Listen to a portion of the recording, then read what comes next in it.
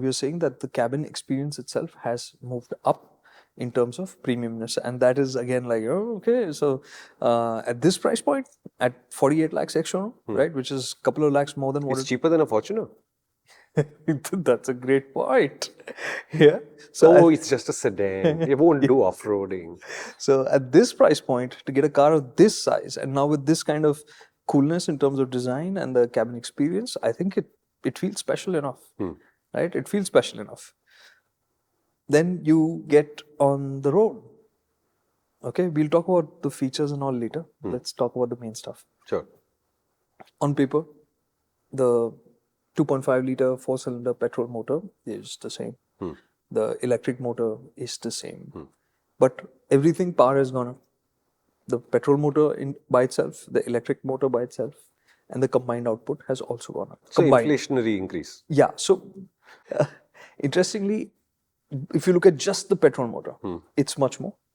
If you look at just the electric motor, if you add those numbers up, it's more. Got it. But the actual combined power output is marginally higher. And electric range is longer now? So that's the thing.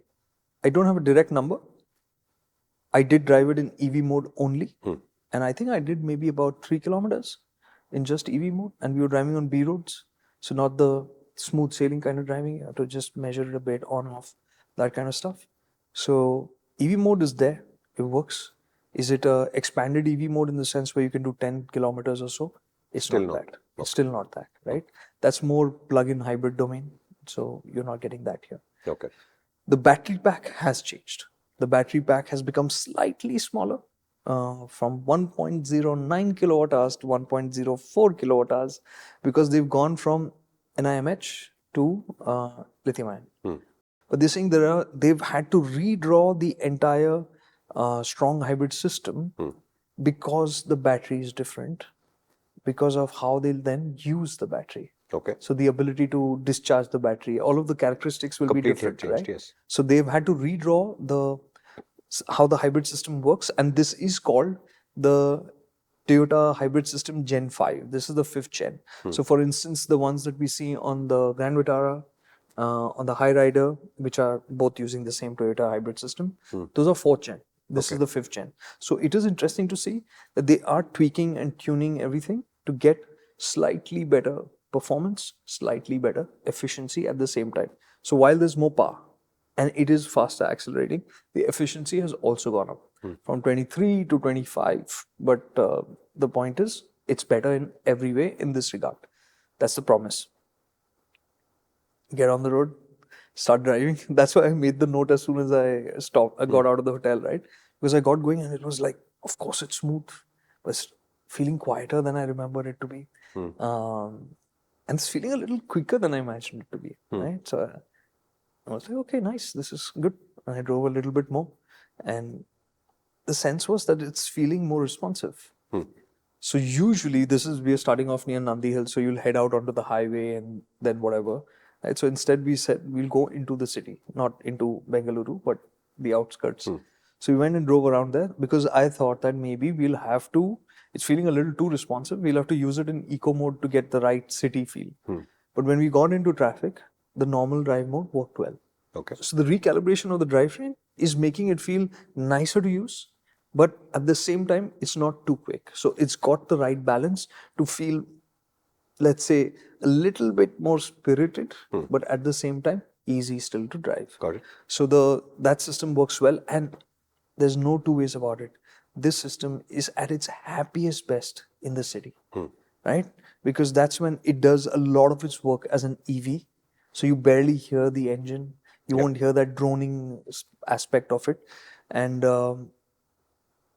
overall, the refinement also seems to be better. And this is, I remember we have driven this car to Goa and back, the previous generation. We've driven the Camry hybrid.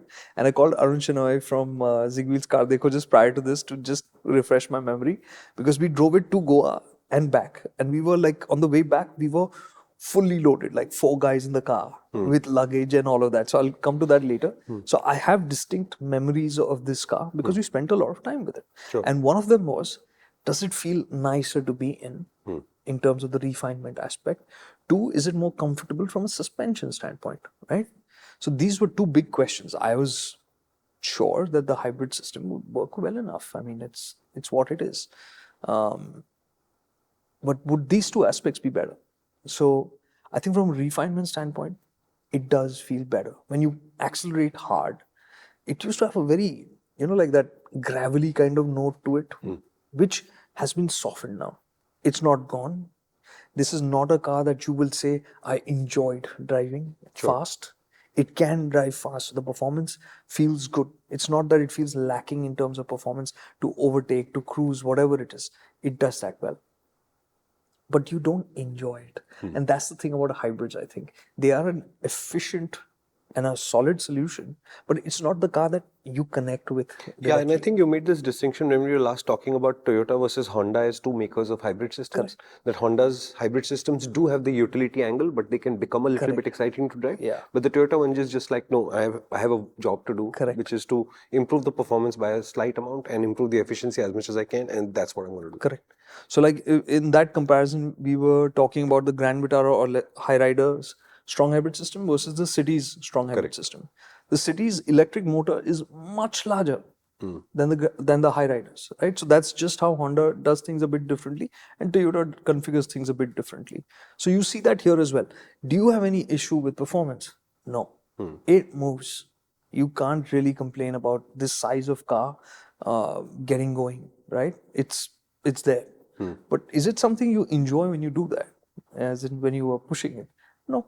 You've just watched a 3 to 5 minute clip on the Motoring Clips channel, which means either you are an exceptionally talented millennial or Gen Z, or you're a much older person. In either case, would you like a challenge? Our main channel has videos that are at least 5 to 8 times longer, and they make 5 to 8 times more sense, I promise. Would you like to check it out? Come to the Motoring channel.